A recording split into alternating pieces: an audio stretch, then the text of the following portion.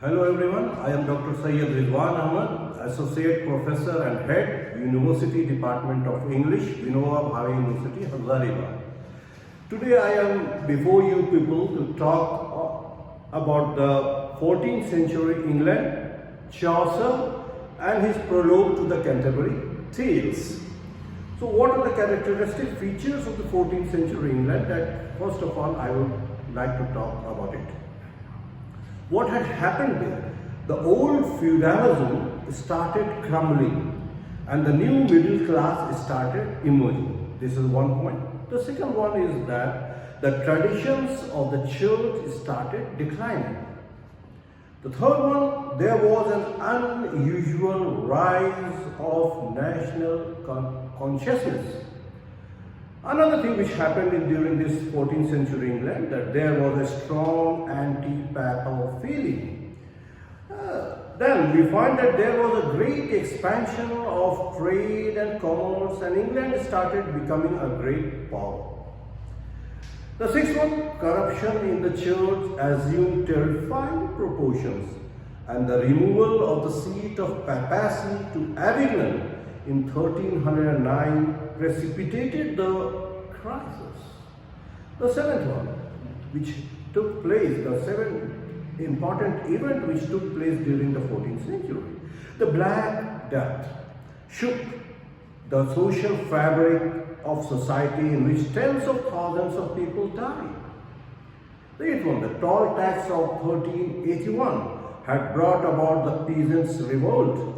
It engendered a new spirit of independence among the peasants. The ninth one, the position of women was peculiar. Yes. The church regarded them as a temptation and a snare.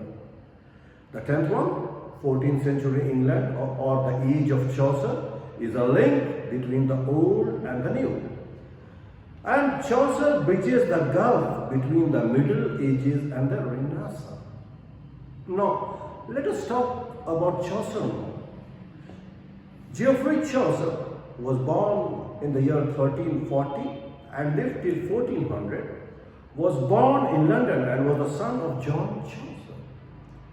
In 1373, he began his Canterbury Tales, and in 1380, he was elected Knight of Shire of Kent. Chaucer's literary career is broadly divided into three periods in which in turn show different influences on Chaucer's poetic faculties. The first one, the French period.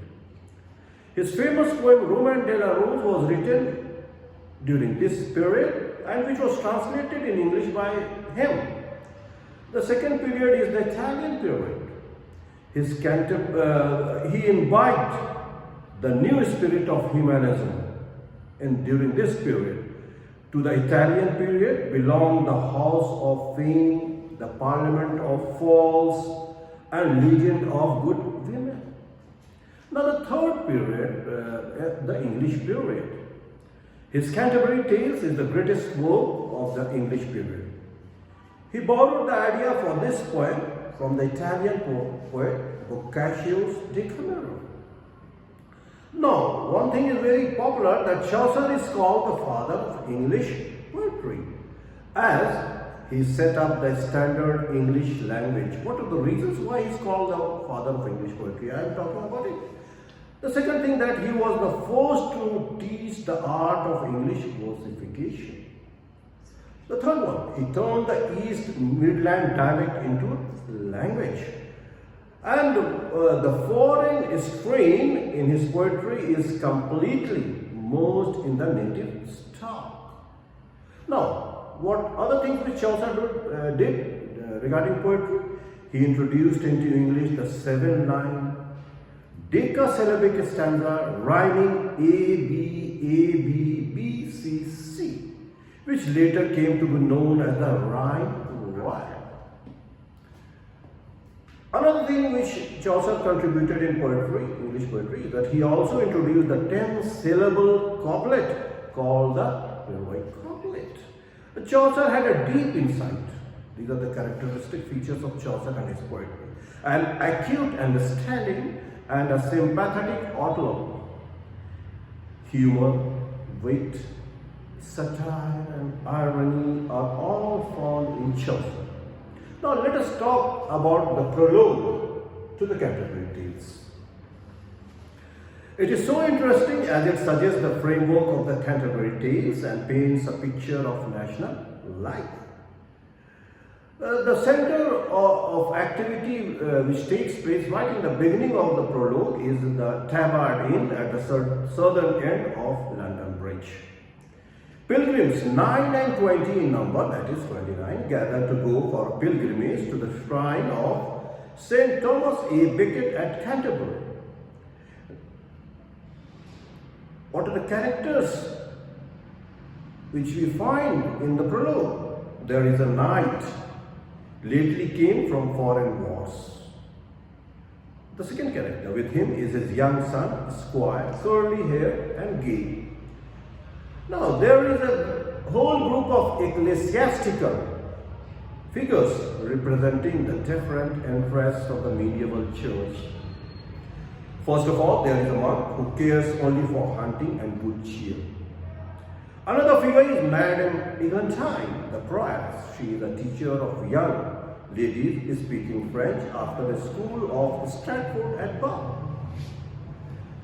Another religious figure is the friar, the summoner, and the pardoner with his bag full of pardons, who has come from Rome all heartened with bits of cloth and pyx's bones, which he sells as relics of holy saint. Now, there is a poor clerk of Oxford riding a horse as lean as a rake. He represents that passion for learning which was stirring everywhere in Europe and which was to culminate in Renaissance. Now, another interesting figure in the prologue is the wife of Bath. At that time, the word wife was understood to be, the word wife was understood to be a lady. So there is the wife of Bath, almost a modern feminist figure, hit off with masterly humor and realism, who kept 5 husbands at church. There is a doctor of physique who loves gold more than his patient. At the supper, the host of the Tabard Inn proposes that on their journey to Canterbury, each of them should tell 2 tales from this side and 2 more on their return journey in order to remove the boredom of their journey. So this is an introduction to the prologue to the Canterbury Tales, an introduction to Chaucer, and a little bit about the 14th century England. That's all. Thank you very much for watching my video.